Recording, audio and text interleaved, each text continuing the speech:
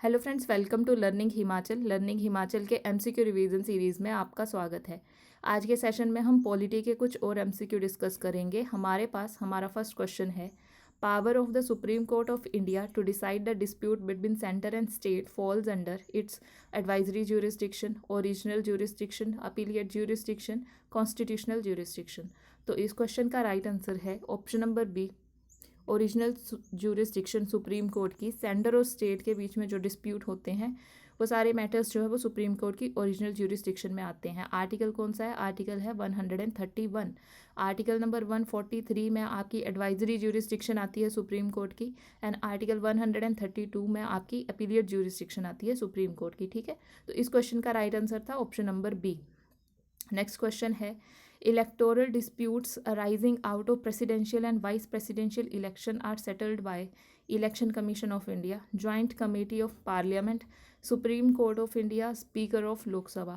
तो हम सभी को पता है कि प्रेसिडेंशियल और वाइस प्रेसिडेंशियल के इलेक्शन से रिलेटेड जो भी डिस्प्यूट्स आएंगे उनका सेटलमेंट जो भी होगा वो सुप्रीम कोर्ट ऑफ इंडिया में ही होगा। ठीक है, तो इस क्वेश्चन का जो राइट आंसर है सुप्रीम कोर्ट ऑफ इंडिया। कल हमने ज्वाइंट सिटिंग की बात की थी पार्लियामेंट की आर्टिकल 108 में, जहाँ पर मैंने आपको बताया कि लोकसभा के पास ज़्यादा पावर है।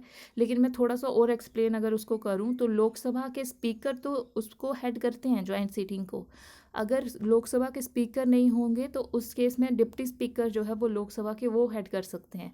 अगर डिप्टी स्पीकर भी नहीं होंगे तो किसी भी केस में जो राज्यसभा के चेयरमैन हैं, यानी कि vice president of India, Rajya Sabha के चेयरमैन कभी भी ज्वाइंट सीटिंग ऑफ पार्लियामेंट को हेड नहीं करते हैं।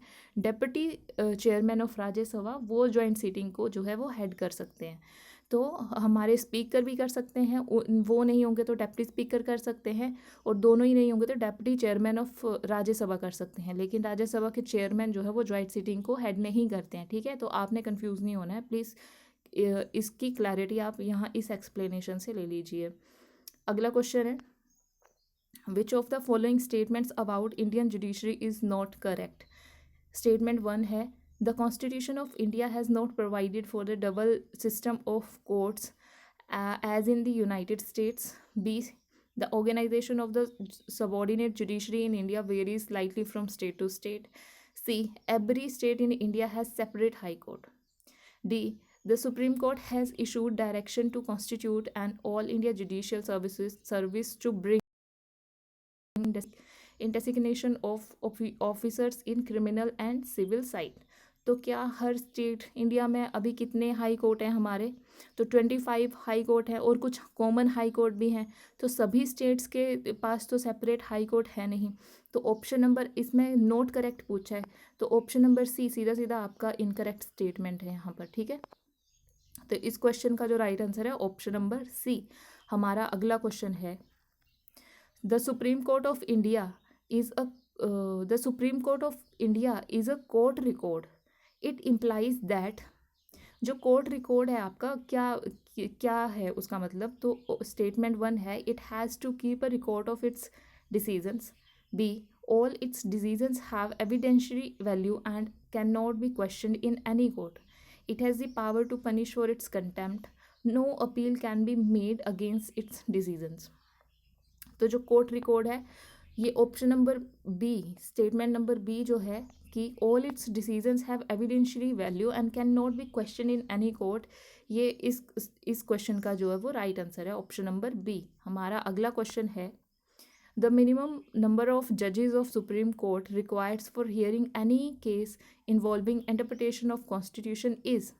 जब भी किसी सुप्रीम कोर्ट में आपके कॉन्स्टिट्यूशन का इंटरप्रिटेशन करने से रिलेटेड कोई ऐसा केस हो तो वहाँ पर मिनिमम कितने जजेस की बेंच होनी चाहिए? तो ऑप्शन नंबर डी, 5 जजेस की बेंच होनी ही चाहिए। ठीक है, तो इस क्वेश्चन का जो राइट आंसर था ऑप्शन नंबर डी हमारा। ठीक, अगला क्वेश्चन है, ए जज ऑफ सुप्रीम कोर्ट में resign his office by written a letter to the chief justice, the president, the prime minister, the law minister. तो चीफ जस्टिस या president के बीच में कन्फ्यूजन हो सकता है, तो इस क्वेश्चन का जो राइट आंसर है ऑप्शन नंबर बी, आपके सुप्रीम कोर्ट के जज जो है आपके प्रेसिडेंट को रिज़ाइन दे सकते हैं। और इम्पीचमेंट में क्या है, इम्पीचमेंट जो भी होगी आप हमारे जजेस की, सुप्रीम कोर्ट के जजेस की, वो पार्लियामेंट के किसी भी हाउस में जो है वो उसको इनिशिएट किया जा सकता है। कंडीशंस अलग अलग होंगी जो हम पहले भी डिस्कस कर चुके हैं, ठीक है। तो अगला क्वेश्चन है हमारा, who among the following shall have the right of audience in all courts in the territory of India in performance of his duties?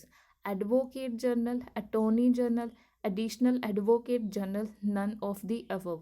तो एडवोकेट जनरल तो हमारे स्टेट में होते हैं, एंड इंडिया की बात की जा रही है तो हमारे अटॉर्नी जनरल ऑफ इंडिया यहाँ पर जो है हमारा सही आंसर हो जाएगा ऑप्शन नंबर बी, ठीक है। अगला क्वेश्चन है हमारा, the chief justice of high court is appointed by chief justice of India, president of India, UPSC, a collegium. तो काफ़ी कन्फ्यूजन हो सकती है इस स्टेटमेंट में भी, लेकिन सीधा सीधा अपॉइंटेड कौन करते हैं, तो हमारे प्रेसिडेंट ऑफ इंडिया ही जो है वो chief justice of high court को अपॉइंट करते हैं। ऑप्शन नंबर बी हमारा जो है वो राइट आंसर है यहाँ पर। अगला क्वेश्चन है, up to what age can judges of Supreme Court serve? 62 years, 68 year, 65 years, 70 years। तो सुप्रीम कोर्ट के जजेस की मिनिमम एज हाई कोर्ट या सुप्रीम कोर्ट के जजेस की नहीं बताई है, लेकिन कब तक वो सर्व कर सकते हैं, तो सुप्रीम कोर्ट के केस में 65 ईयर्स तक, और हाई कोर्ट के केस में कितना है, 62 ईयर्स। तो इस क्वेश्चन का जो राइट आंसर है ऑप्शन नंबर सी, 65 ईयर्स तक जो है वो सर्व कर सकते हैं, ठीक है। अगला क्वेश्चन है, consider the following statements. The oath of judges of high court is administered by governor of the state. The oath of judges of supreme court is administered by the president of India. तो दोनों statement जो है वो आपके पास correct statement है। जो high court के जजेस हैं उनको ओथ दिलाते हैं गवर्नर, और जो सुप्रीम कोर्ट के जजेस हैं उनको ओथ दिलाते हैं आपके प्रेसिडेंट, ठीक है। तो ऑप्शन नंबर सी इस क्वेश्चन का राइट आंसर है हमारा। अगला क्वेश्चन है, in which year was the collegium system for the appointment of judges adopted by the Supreme Court of India? Adopted by Supreme Court of India, option number A इस question का right answer है, ठीक है। अगला question है हमारा, match the following, match करना है हमारे को। हिवियस कॉर्पस, मेंडामस, प्रोहिशन और सर्शियरियर कोवरेंट, और नीचे जो है आपके किसके साथ मैच होगा। तो जो हमारा हेवियस कॉर्पस है ये इसमें से किसके साथ मैच होगा, जो फोर्थ वाला है आपका, let us have the body, fourth वाले के साथ में ए जाएगा, ठीक है।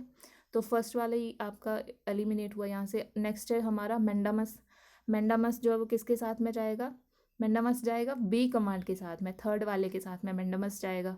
प्रोहिबिशन आपका किसके साथ में जाएगा, प्रोहिबिशन जो वो लोअर कोर्ट्स आपका फिफ्थ वाले के साथ में जो है वो प्रोहिबिशन जाएगा। तो हमारा फिर इसके बाद फोर्थ है सर्शियरी एंड कोवरेंटो, ई वाला किसके साथ जाएगा हमारा, बाय विच अथॉरिटी। तो हमारा जो ऑप्शन नंबर सी है, ऑप्शन नंबर सी इस क्वेश्चन का बिल्कुल राइट आंसर है, ठीक है। अगला क्वेश्चन है, power of judicial review rest with supreme court of India, high court, law commission, both A and B. तो जुडिशियल रिव्यू की पावर किसके पास है, तो जुडिशियल रिव्यू की पावर सुप्रीम कोर्ट के पास भी है और हमारे हाई कोर्ट के पास भी है। तो A and B, option number D आपका करेक्ट आंसर है, दोनों के पास है। हमारा लास्ट क्वेश्चन है आज का, in India judicial review implies the power of judiciary to pronounce upon the constitutionality of laws and executive orders. The B statement है, the power of the judiciary to question the wisdom of laws enacted by the legislature, the power of judiciary to review all the legislative enactments before they are assented to by the president. तो जो statement number 1 है, the power of judiciary to pronounce upon the constitutionality of laws and executive orders, हमारी जो statement number 1 है option number A इस question का जो है वो राइट आंसर है। तो आज के सेशन में हम इतने ही क्वेश्चन करेंगे, ठीक है। अब मिलेंगे अगले सेशन में, तब तक के लिए थैंक यू सो मच।